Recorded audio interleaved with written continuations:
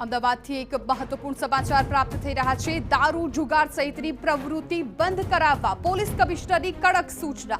Police કમિશનરની તમામ અધિકારીઓને સૂચના। દારૂ જુગાર સહિતની પ્રવૃત્તિઓ ચાલે નહીં તેની તકેદારી રાખવા પરિપત્ર કર્યો।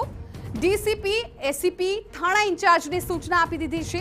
બે જવાબદાર કર્મચારી અધિકારી વિરુદ્ધ પગલાં ભરવાની પણ ચેતવણી આપવામાં આવી છે। નિષ્ફળ પીસીબીની ટીમને પણ વધુમાં વધુ રેડ કરવાની સૂચના આપી છે।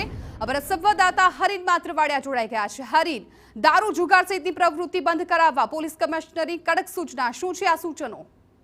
બિલકુલ, જે રીતે આજે એક પરિપત્ર પોલીસ કમિશનર જીએસ મલિક દ્વારા બહાર પાડવામાં આવ્યો છે ને તેમાં આવી સૂચના આપવામાં આવી છે કે દરેક ડીસીપી એસીપી અને પોલીસ ઇન્ચાર્જ હોય છે અને પોલીસ થાણા અધિકારી હોય છે તેમને પોતાના વિસ્તારમાં જે અસામાજિક પ્રવૃત્તિ હોય છે તેને ડામવા માટે તાત્કાલિક સૂચના આપવામાં આવી છે। જો તેમના વિસ્તારમાં દારૂ જુગારની પ્રવૃત્તિઓ ગેરકાયદેસર રીતે ચાલતી હોય તો તેને પણ બંધ કરવા માટેની સૂચના આપવામાં આવી છે। મહત્વનું છે કે છેલ્લા 72 કલાકથી સ્ટેટ મોનિટરિંગ સેલ અલગ અલગ અમદાવાદના વિસ્તારોમાં દરોડા પાડી રહ્યું છે ને અંદાજિત 10 થી વધુ જેટલી જગ્યાઓ પર દારૂ દેશી વિદેશી દારૂ છે તેના અડ્ડાઓ પર એસએમસી ત્રાટકી હતી। અનેક બુટલેગરોની ધરપકડ કરી છે। અનેક જે લોકો પીવા આવે છે તેની પણ ધરપકડ કરી છે અને તેને લઈને અમદાવાદ પોલીસની છબી ખરડાઈ રહી છે તેવો પરિપત્ર જાહેર કરવામાં આવ્યો છે। અને જો આ પ્રવૃત્તિઓ વધુ મળી આવશે અને પોતાની જવાબદારીઓ અધિકારીઓ નહીં સમજે તો તેના ઉપર શિક્ષાત્મક પગલાં લેવાની પણ પોલીસ કમિશનરે પરિપત્રમાં ઉલ્લેખ કર્યો છે। આ ઉપરાંત પોલીસ કમિશનરની જે સીધી દેખરેખ હેઠળ પીસીબીની ટીમ આવતી હોય છે, પીસીબીને પણ સૂચના આપવામાં આવી છે કે શહેરમાં વધુમાં વધુ દરોડા પાડે જ્યાં પણ તેમને